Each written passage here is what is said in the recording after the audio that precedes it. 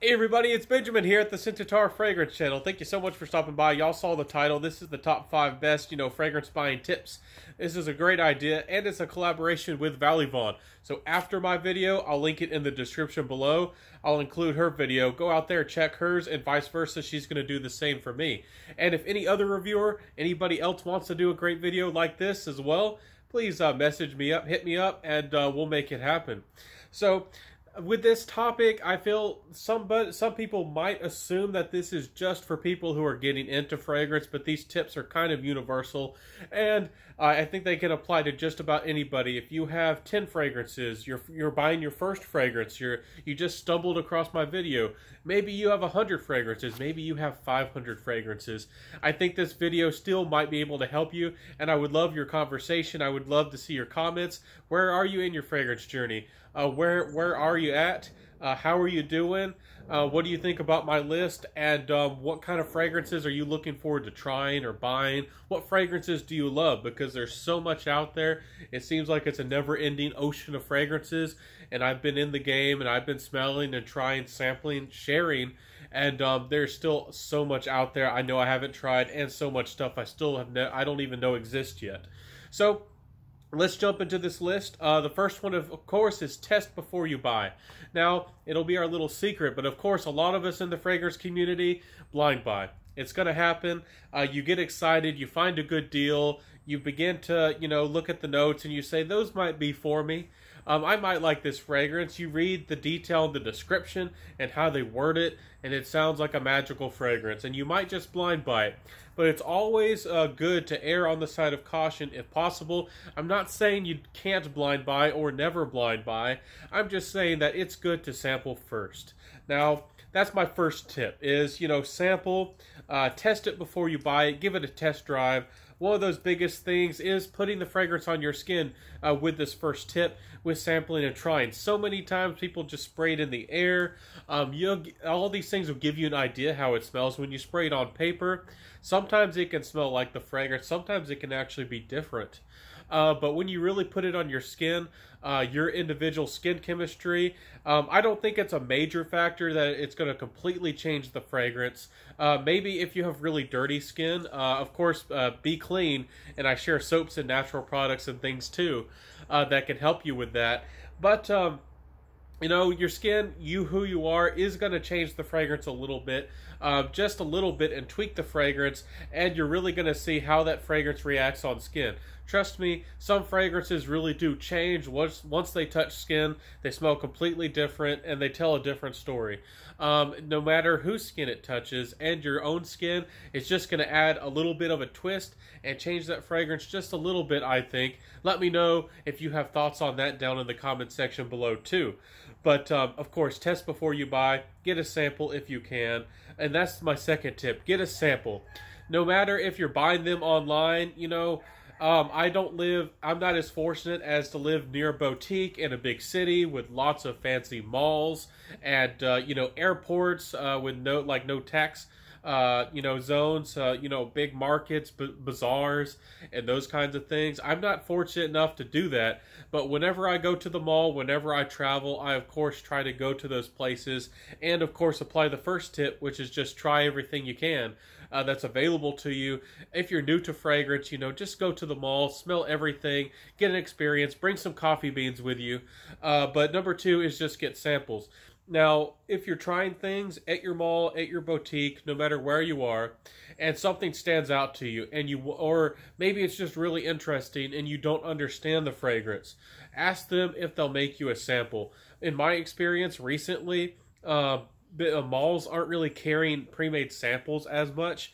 I don't know why that is, but they actually do have like little sample vials, and the clerk, the person at the counter is gonna make you a sample of that fragrance, about a 1 ml or 2 ml, so you can really test it out and wear it. If you chat them up, if you show genuine interest in the fragrance, most of the time they don't turn me away. Because, of course, they want to sell that fragrance, and you just say you need a little time, you want to test it, you want to try it, and of course you're being genuine. You're not trying to get handouts. So get samples as much as you can. Some places do offer free samples, but you do have to pay shipping.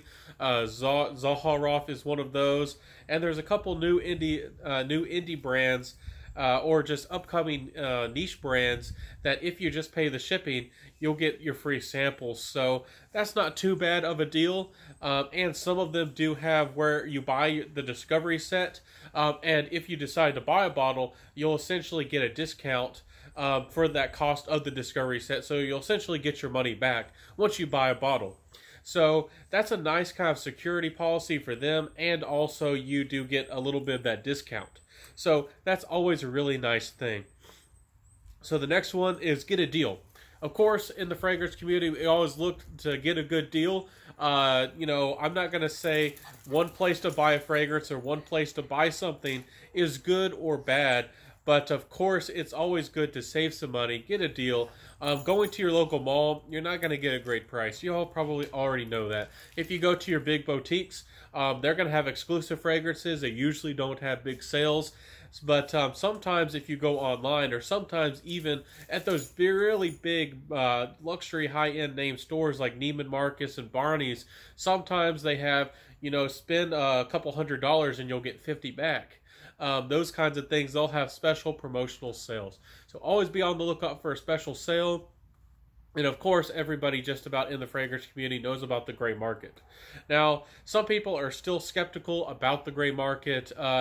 It's not a shady place. It's just, you know, it's required by law that, you know, a fragrance brand or a house usually has to liquidate stock after so much of time. They don't want to keep the stock in inventory. It's business. It's a liability. It costs them room in their warehouse. It costs them money over time. So they got to just move the inventory. Maybe they're a company like a lot of these car companies, and they don't actually sell their own fragrances, and they work with distributors. And the distributors, of course, got to be very wary of their inventory space and all those kinds of things as well.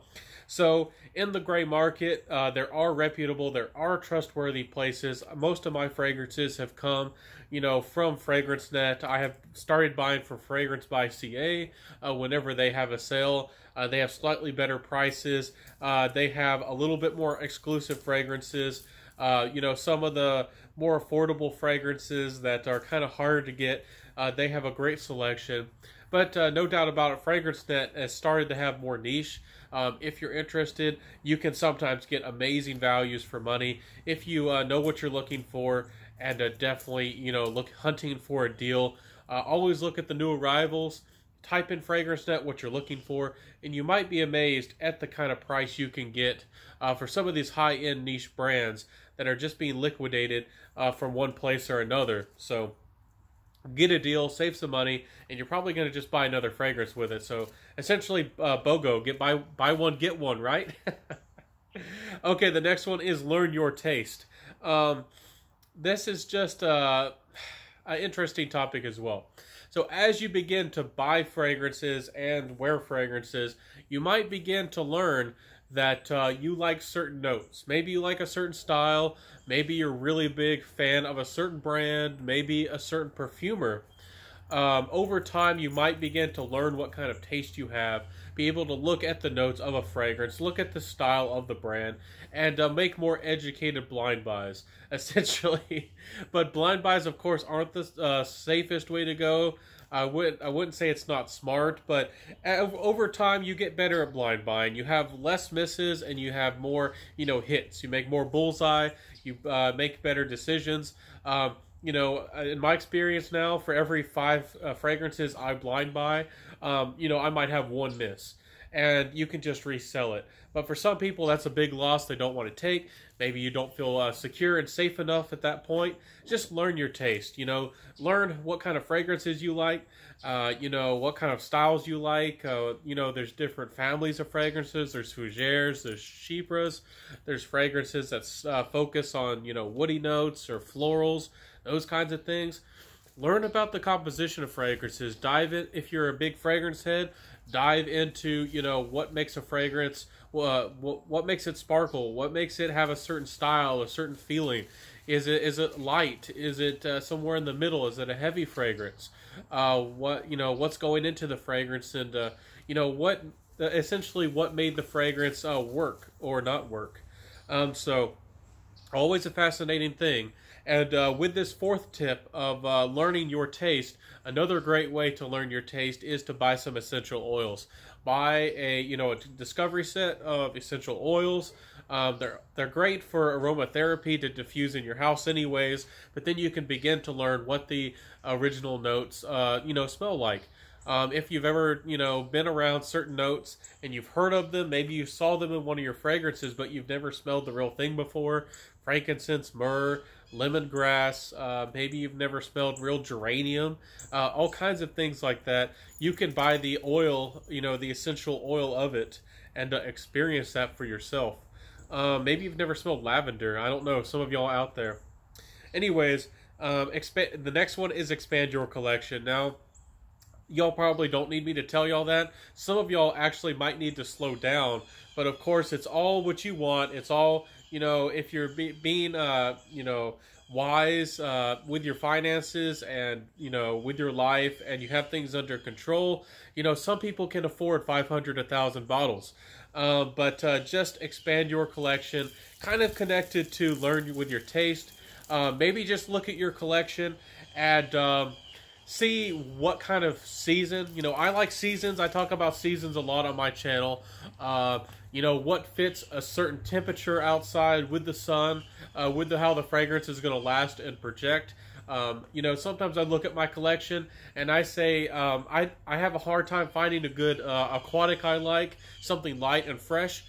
Maybe I need a new summer fragrance. Maybe you can look at your collection and say, you like Bleu de Chanel and Sauvage and a lot of other good fragrances that are highly versatile. Maybe I need a good spring fragrance, something that's a little bit fresher, a little bit interesting, has a little twang, maybe something a little bit green to it. Might look at your collection and say, I don't have a lot of things that stand up to the cold, things that are strong enough for the winter. Maybe I need to look into some deeper, darker, woodier fragrances or tobacco fragrances, or if you're ready and if you like it, maybe dive into oud a little bit. So just expand your collection. Try out new fragrances, different styles. Don't do the same old, same old. And I'm not saying anything against designer fragrances. Designer fragrances have their time and place. They're highly versatile. They're designed to get compliments. They invest a lot of money into peer groups, investigating, getting people to test and try, getting a lot of feedback with their fragrances.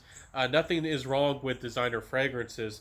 And even with your expanding your collection, there's a lot of designer flankers out there. There's a lot of forgotten hidden gems. There's a lot of, kind of those cheapies out there that people have just forgotten about that are so good. Like one of them, of course, is Davidoff Zeno. If you like patchouli, if you like dark woods, if you're an Encre Noir type of guy, Davidoff Zeno does not deserve to be forgotten.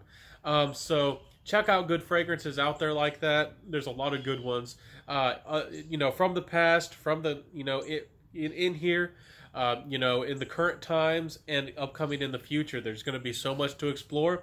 Hope that you enjoyed this list. I hope I wasn't too wordy. I'm looking forward to Valley Vaughn, what she's going to turn out. Again, her video is in the description below. Check out her video. Let her know that you visited her from my channel, and she's a great upcoming fragrance reviewer too. She has her own spunk and her own style, so I'm happy to be able to work with her today. Have fun, guys. Have fun out there this holiday season. Enjoy your time. Of course, be responsible. Be safe on the road. Always be careful. And I'll see y'all next time. Wear what you love. Hopefully my list helped you today. If you ever have any questions or any thoughts and commentary, please put them down below. Of course, like, comment, subscribe, hit that notification bell, share the video, and I'll see y'all next time, my friends. I really do appreciate you. Have a fantastic weekend, and bye.